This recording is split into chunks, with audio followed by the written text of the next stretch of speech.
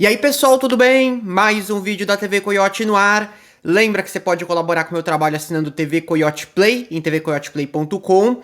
E todo mundo sabe que o Tribunal Superior Eleitoral já está há cerca de um ano firmando parceria com as grandes empresas de tecnologia do mundo para tentar diminuir a disseminação de notícias falsas ao longo das eleições desse ano.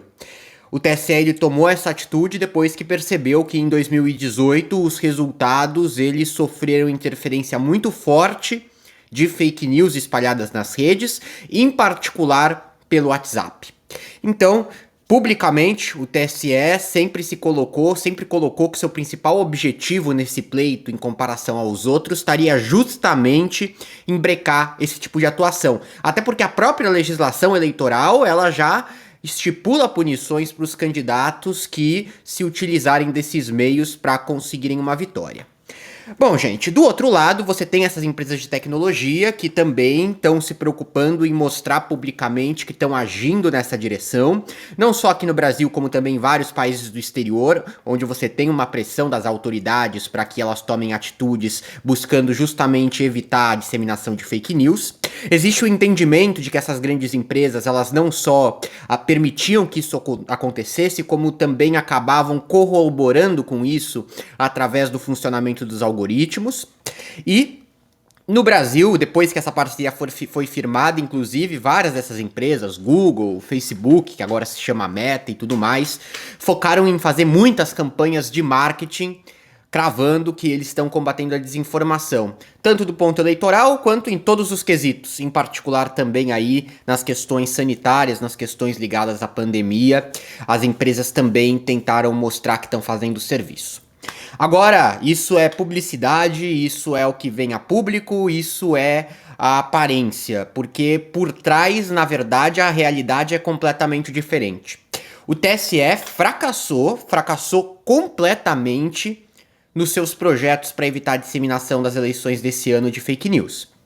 Mais do que isso, a tendência é que a gente tenha uma situação muito mais delicada do que em 2018. O uso das tecnologias ele cresceu de forma surpreendente de lá para cá, e isso foi pilhado também pela pandemia, mesmo que já tivesse nessa trajetória, e você teve candidatos cada vez mais antenados na relevância e no impacto que a proliferação de fakes na internet podem ter no seu desempenho. Então, os candidatos abriram ainda mais o olho para esse quesito depois de verem que isso funciona e funciona muito. E, inclusive, tomou lugar dos outros meios de imprensa na hora das pessoas decidirem o voto. Tomou o lugar da TV, tomou o lugar do rádio, tomou o lugar da imprensa corporativa e tanto mais. Gente, vamos aos dados. Uma organização mundial chamada Global Witness, ela fez um teste, né, aqui no Brasil, a respeito da proliferação de notícias falsas no Facebook, que ainda é a rede social mais utilizada por aqui. Eles compraram anúncios no Facebook, pagaram para publicar algumas notícias falsas. Notem, a gente não está nem tratando aqui de publicações aleatórias. Com essas, o controle é muito menor. Na parte dos anúncios, toda publicação de publicidade ela precisa ser aprovada antes de ir ao ar. E ela precisa passar por um crivo das redes que inclui uma política de normas do ponto de vista de publicação de informações falsas e tanto mais. A Global Witness postou, por exemplo, uma informação de que o voto se tornou voluntário para eleitores de 18 a 70 anos. Outra, dizendo que mudou a data do pleito para os eleitores de São Paulo e para os povos indígenas. Uma terceira, dizendo que não há necessidade de levar documento de identificação no dia da votação. E mais uma em que são feitos ataques às urnas eletrônicas. A confiabilidade das urnas é colocada em suspeita. O Facebook, a sua empresa proprietária, a Meta, que também é dona do Instagram e do WhatsApp, tá? E inclusive os anúncios também que são vendidos pelo Facebook podem ser disparados diretamente para o Instagram, por exemplo. Ele não barrou a publicação desses anúncios, né? Eu tinha citado 5, foram 10 no total que se enquadravam nesses 4 quesitos, que propagavam desinformação em algum desses 4 quesitos. Um deles foi barrado depois, mas teve uma variação humana e foi liberado posteriormente. Eles avaliaram e falaram, não era para ter sido barrado e permitiram que essa publicação fosse aprovada. Vale ressaltar aqui que a Global Witness ela utilizou de alguns artifícios justamente para despistar o Facebook e conseguir driblar algumas normas. Eles, por exemplo, utilizaram um meio de pagamento que não é aqui do Brasil e fizeram a aquisição desses anúncios forjando a localização no Reino Unido e no Quênia. Então eles usaram lá um serviço de VPN para fingir que estavam no exterior e ver se isso poderia ajudar a despistar. Bom, deu certo. O Facebook, na prática, não tá só permitindo que você tenha a publicação de fake news, como tá permitindo que você tenha a compra de publicidade, né, sem registro de candidatura nem nada, né, sem o registro da organização feito corretamente, com informações falsas. E a gente sabe que isso vale para o Instagram, a gente sabe que isso vale para o WhatsApp. No caso do WhatsApp nem há o que fazer, porque a criptografia de ponta a ponta impede que você crie um rastreio, uma fiscalização correta de que informações são falsas e que informações são verdadeiras. Bom, então do lado tem a Meta. Do outro lado tem o Twitter. O Twitter simplesmente não fez nada, o Twitter simplesmente verificou, inclusive, contas, verificação essa que contribui para que essas contas tenham um alcance muito maior, que propagaram fake news ao longo da pandemia. Então a gente teve até uma piora nesse quesito, tá? O lado do Google, né? Do Google aí dois braços. As pesquisas no Google em si, nada mudou. E o YouTube, né? Que é hoje a rede mais utilizada para informação aqui no Brasil. Olha, o YouTube vem adotando supostas políticas de combate à desinformação desde o começo de 2019, mas são políticas basicamente para você chamar a atenção do público e para a empresa se colocar como alguém que luta pela democracia, como alguém que luta para que conteúdos qualificados se proliferem e não conteúdos que podem criar danos irreversíveis à vida ou à democracia.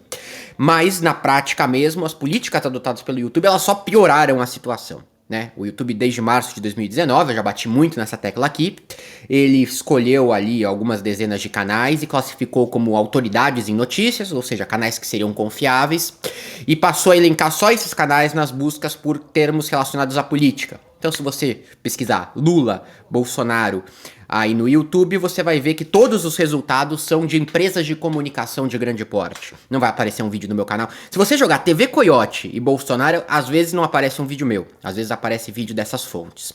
Bom, parece nobre, né? Porque você evita que pessoas aleatórias proliferem desinformação e dá ali a organizações selecionadas o poder de dominarem o algoritmo na temática de notícias e política. O problema é como essa escolha foi feita. E o YouTube escolheu um grande parceiro para isso. O YouTube tomou uma decisão de que um desses meios de imprensa seria o grande protagonista dessa política de combate à desinformação. E esse meio de imprensa é a Jovem Pan, né? Isso estava dado ao fracasso desde 2019. Eu briguei muito com o YouTube por causa disso também. E não escondi isso de vocês. A Jovem Pan hoje é a grande empresa de comunicação que mais produz conteúdo jornalístico na plataforma e acabou sendo a maior beneficiada, além de receber financiamentos e ter privilégios do Google. A revista Piauí, ela publicou na semana passada uma reportagem em que destrinchou isso mais a fundo.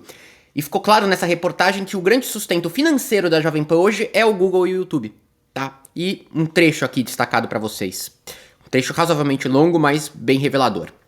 Em março de 2019, o presidente executivo da Jovem Pan, Roberto Araújo, foi convidado pelo YouTube para fazer uma apresentação sobre o grupo na sede do Google, em Palo Alto, na Califórnia.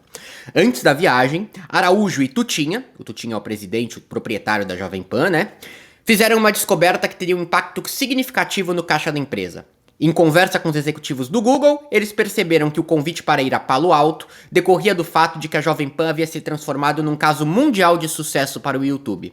Com a exibição de conteúdo durante 21 horas por dia, a Jovem Pan havia se tornado a maior fonte de notícias no YouTube do Brasil.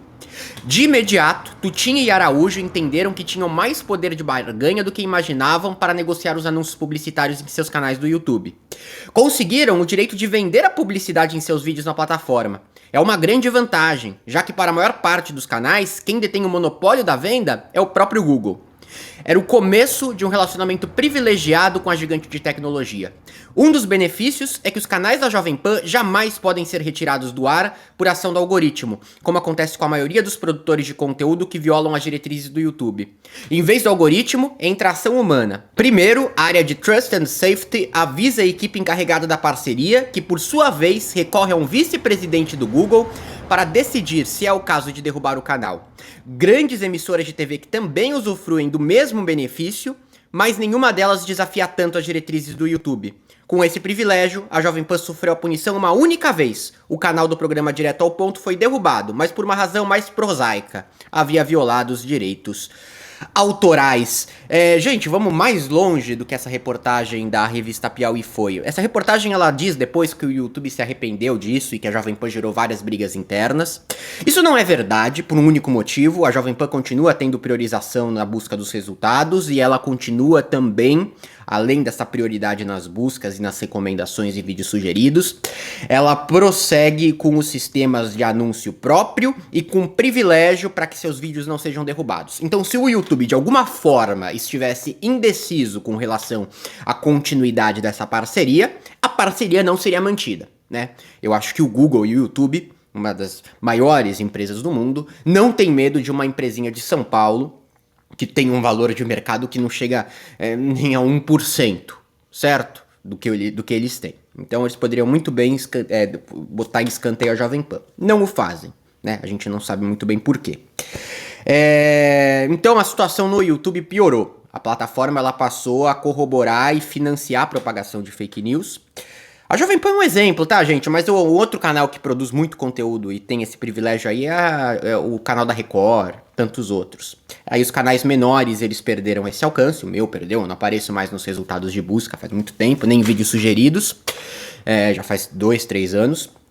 E outros canais que até fazem jornalismo sério, eles tiveram que fazer a opção por mexer nos títulos, tratar mais sobre questões de fofoca. Então, em vez de falar o Bolsonaro mexeu no IPI, o que seja, fala Bolsonaro causou no IPI e isso irritou muito o Faustão. Você mete alguma coisa de fofoca ali, você tenta dar esse viés pra driblar essa separação do algoritmo. Porque aí quando a pessoa pesquisar pelo Faustão, pelo menos ela encontra o vídeo.